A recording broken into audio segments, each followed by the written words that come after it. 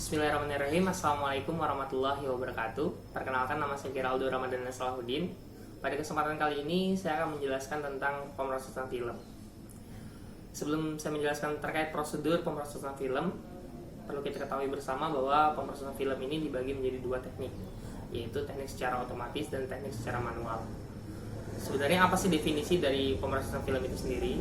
Pemrosesan film adalah serangkaian kegiatan yang dilakukan untuk menghasilkan gambaran yang permanen yang bertujuan untuk bisa melihat gambaran dari radiografi gigi. Tujuan dari pemrosesan film itu ada dua, yaitu untuk menghasilkan gambaran yang tampak dan menjaga konsistensi gambaran yang tampak untuk tetap permanen.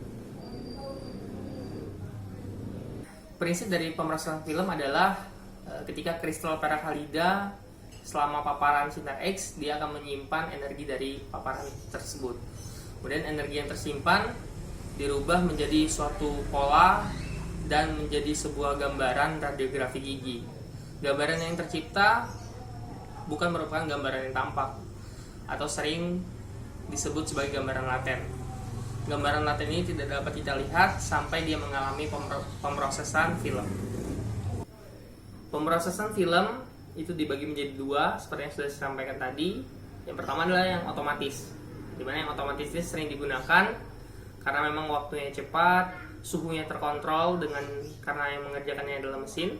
Kemudian juga dia tidak membutuhkan banyak space, ruang, dan juga lebih sedikit alat yang digunakan.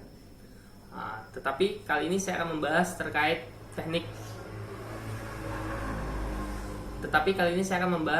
teknik manual, di mana teknik manual ini prinsip kerjanya sama tentunya dengan yang teknik otomatis, tapi kita lakukan tahapan demi tahapan prosedur untuk pemrosesan filmnya secara manual. Tahapan yang pertama adalah development, di mana kita mengenal larutan kimia yang disebut developer yang digunakan kepada film untuk bisa menghilangkan kristal perak halida yang terekspos yang dirubah menjadi perak logam hitam. Tahapan yang kedua adalah rinsing atau kita membilas. Di tahapan ini kita punya sebuah wadah air yang menampung air di situ. Kita memasukkan film yang sudah kita development ke dalam proses rinsing ini untuk bisa menghilangkan sisa-sisa developer yang masih tersisa di film.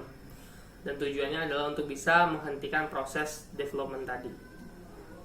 Tahapan yang ketiga adalah fixing, di mana setelah kita bilas, kita kembali berikan larutan kimia ke film. Tujuan dari kita memberikan larutan kimia yang sering disebut fixer ini ke dalam film adalah untuk bisa menghilangkan sisa-sisa kristal halida yang tidak mengalami atau tidak terekspos selama paparan. Tahapan yang keempat adalah washing. Di tahapan ini tidak terlalu jauh berbeda dengan tahap sebelumnya di membilas atau rinsing. Kita juga menggunakan sejumlah air untuk bisa mencuci dari film ini. Tujuan dari washing adalah untuk bisa menghilangkan bahan kimia yang berlebihan yang tertinggal di dalam emulsi. Langkah yang kelima adalah drying. Langkah drying ini atau pengeringan itu merupakan langkah terakhir di pemrosesan film. Kita dapat menempatkan dalam proses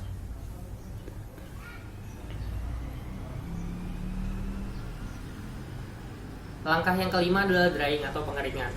Ini merupakan langkah terakhir pada pemrosesan film.